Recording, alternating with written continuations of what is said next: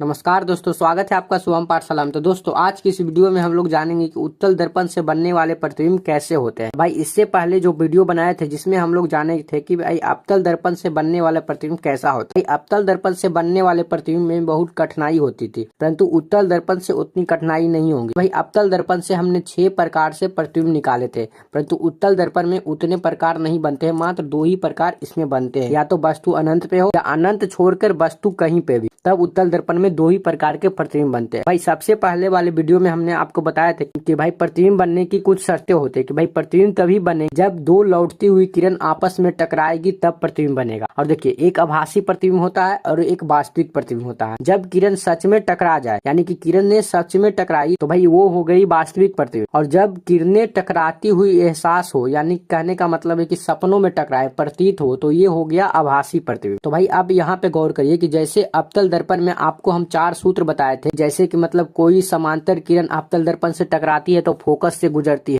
या कोई फोकस से आती हुई किरण अवतल दर्पण से टकराती है तो समांतर निकलती है। वैसे ही उत्तल दर्पण में भी कुछ बातें होती है। तो देखिए, उत्तल दर्पण के सूत्र को देखते हैं। तो भाई देखिए, ये एक उत्तल दर्पण है जिसके दाईं ओर कलई वाला भाग होता है। ये कलई किया जाता है दाईं ओर के भाग, और ये है इसका परावर्तक पृष्ठ, और ये इसका मध्य बिंदु होता है जिसको ध्रुव कहते हैं, यानी पी कहते हैं इसको। और इसका एफ इस साइड होता है, उत्तल दर्पण का एफ इस साइड होता है, और अवतल दर्पण में एफ इस साइड रहते थे। और एफ के बाद एक केंद्र होता है जिसको हम सी कहते हैं। अब देखिए, ये इसका परावर्तक पृष्ठ है। तब भाई देखिए, अगर कोई किरण समांतर इससे टकराई, यानी मान लीजिए ऐसे कोई किरण आ रही है और ये किरण समांतर आ रही है और ये परावर्तक पृष्ठ से टकराए, तो ये दर्पण इस किरणों के बाहर की ओर फैला देता है। तो भाई देखिए, ऐसे टकराएगा और ऐसे होके बाहर निकल जाएगी। ये किरणें ऐसे होके बाहर निकल जाएगी, यानी कि इधर से आया और इधर से ये किरणें निकल गई। परंतु यहाँ पे गौर देने वाली बात यह है कि भाई ये ऐसा लगता है ना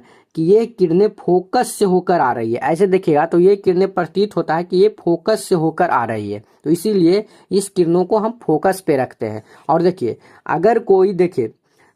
अगर देखिए मान लीजिए एक और उत्तल दर्पण पारिए, और यहाँ पे इसको पी को रखिए, यहाँ एफ रखिए और यहाँ सी रखिए।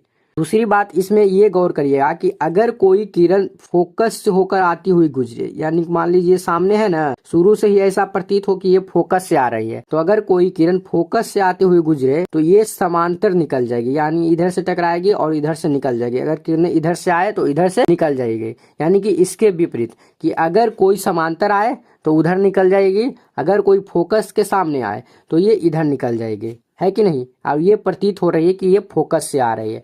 परंतु अगर कोई किरणें, मान लीजिए एक और होता है, ये उत्तल दर्पण हमारा हो गया, इसका कलाई वाला भाग ये हो गया, और ये हमारा मध्य बिंदु पी हो गया, और इसके आगे हमारा एफ होता है, फिर हमारा सी होता है।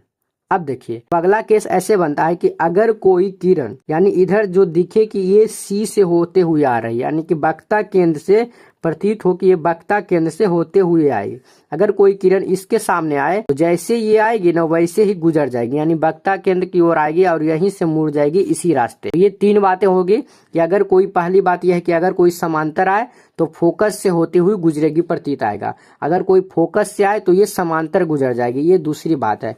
और तीसरी बात यह है कि अगर कोई वक्ता केंद्र से होती हुई आए तो ये वक्ता केंद्र के सामने ही गुजर जाएगी, ऐसी प्रतीत होगी। और एक देखिए चौथा है, जो कि मेन बातें है। चौथा में क्या होता है ना कि अगर एक उत्तल दर्पण ऐसे होगे, उत्तल दर्पण, ये इसका परावर्तक पृष्ठ है कि नहीं, ये इसका परावर्तक पृष्ठ है, और ये इसका मध्य बिंदु जिसको हम पी कहते हैं, और ये इसका है ना, ये इसका एफ है, और ये इसका सी केंद्र है कि नहीं। अब देखिए, ये अगर कोई किरण इसके ध्रुव पे आए सीधे, जब भी कोई किरण ध्रुव से आए तो ये नीचे की ओर ऐसे गुजर जाएगी। परंतु आप देखिएगा तो ये पीछे प्रतीत होगी कि ये किरण इधर से आ रही है।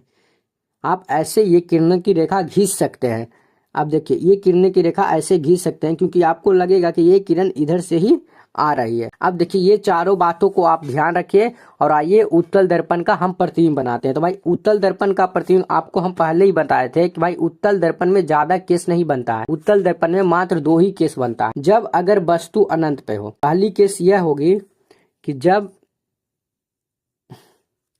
जब वस्तु अनंत पे रखी हो,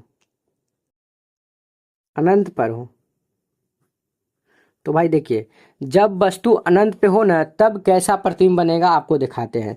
तो सबसे पहले हम एक उत्तल दर्पण पारेंगे, ये हमारा उत्तल दर्पण है और ये इसका कलई वाला भाग है और इसका मध्य बिंदु जो पी है वो बीचों बीच हो जाएगा, ये हमारा मान लीजिए पी है कि नहीं। और इसके आगे हमारा एफ रहेगा और ये हमारा केंद्र होगा जिसको सी कहेंगे। इतना तो हो गया। कहा कि जब वस्तु अनंत पे हो, तो मान लीजिए कोई अनंत पे यहाँ पे एक वस्तु है, यह दर्पण के पीछे ये अनंत है जहाँ पे एक वस्तु है, तो भाई ये वस्तु है। अगर इस वस्तु से कोई समांतर किरण आए, मान लीजिए कोई किरण ऐसे आए, तो आपको हम क्या बताए थे कि अगर उत्तल दर्पण में कोई समांतर किरणें आती है तो ये ऊपर से होकर निकल जाएगी। जब कोई समांतर किरणें आएगी तो ये ऊपर से होकर निकल जाएगी, परंतु ऐसा प्रतीत होगी कि ये फोकस से होकर निकल रही है। तो भाई देखिए ये तो किरणें यहाँ से तो निकल जाएगी, ऊपर चल जाएगी, परंतु ऐसा प्रतीत होगी ना कि ये फोकस पे आ रही है, ऐसा प्रतीत होगी।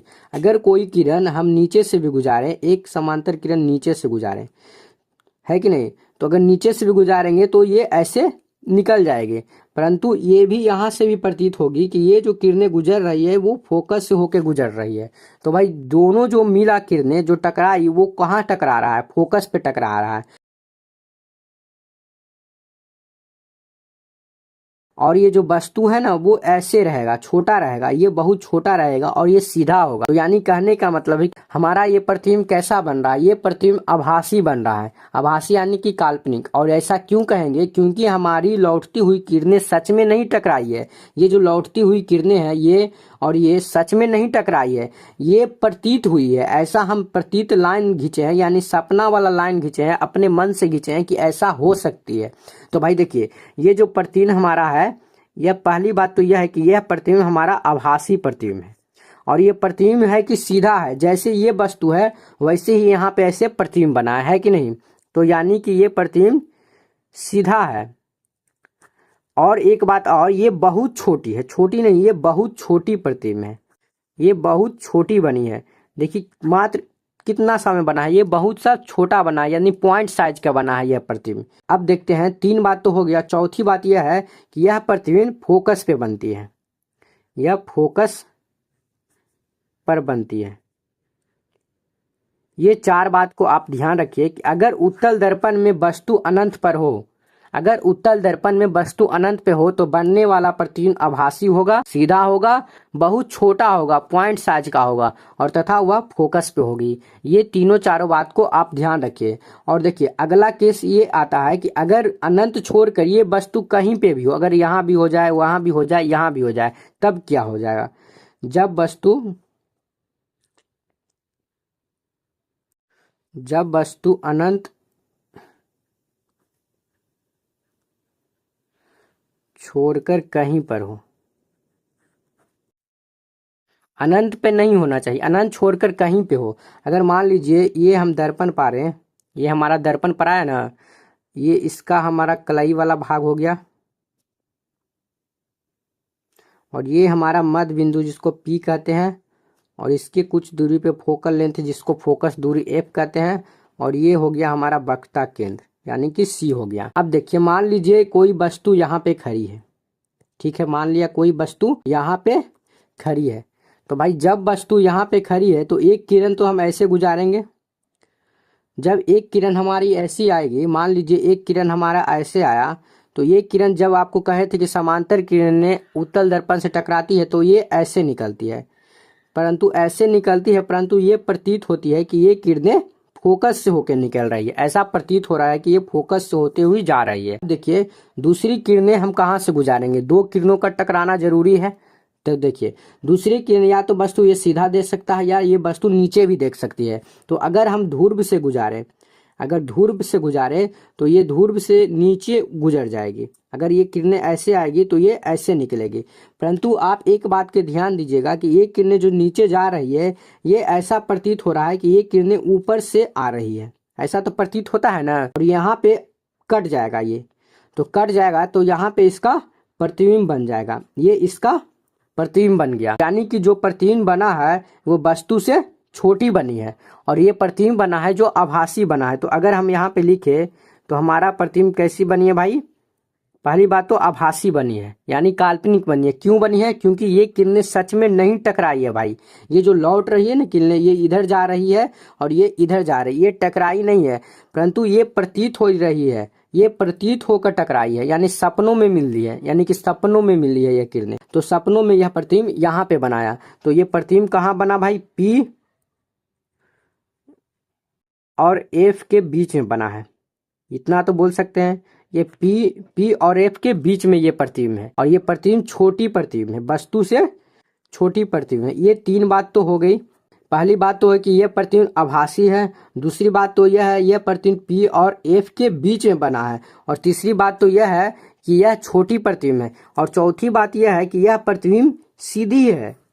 जैसे वस्तु जिस साइड में वस्तु है उसी साइड में हमारा प्रतिबिंब भी बना है। यानी कहने का मतलब है कि उत्तल दर्पण से बनने वाला प्रतिबिंब हमेशा आभासी होता है, आभासी होता है और बहुत छोटा होता है, हमेशा छोटा होता है और हमेशा सीधा होता है यह प्रतिबिंब। ये तीनों बातों को आप गौर करिए कि भाई उत्तल दर्पण से दो केस बनेंगे, एक अनंत पे होता है, एक अनंत छोड़कर कहीं पे होता है, और इससे बनने वाला प्रतिबिंब हमेशा आभासी प्रतिबिंब बनता है, हमेशा सीधा प्रतिबिंब बनता है। देखिए आभासी यहाँ भी बना, सीधा यहाँ भी बना, हमेशा छोटा बनेगा, हमेशा छोटा बनेगा, बड़ा प्रतिबिंब नहीं बनेंगे। इतनी बातों को ध्यान रखिए भाई। ये वीडियो में हम लोगों ने जाना कि उत्तल दर्पण से बनने वाले प्रतिबिंब कैसे होते हैं, और इससे पहले वीडियो में अगर आपको जानना है कि अवतल दर्पण से बनने वाले प्रतिबिंब कैसे होते हैं तो भाई पहला वीडियो पार्ट जरूर देखें। और आगे की वीडियो में हम लोग जानेंगे कि अवतल लेंस से कैसे प्रतिबिंब बनते हैं और उत्तल लेंस से प्रतिबिंब कैसे बनते हैं। तो भाई मिलते हैं एक न्यू वीडियो में, तब तक भाई वीडियो अगर आप लोगों को अच्छी लगी हो तो शुभम पाठशाला चैनल को सब्सक्राइब जरूर करें।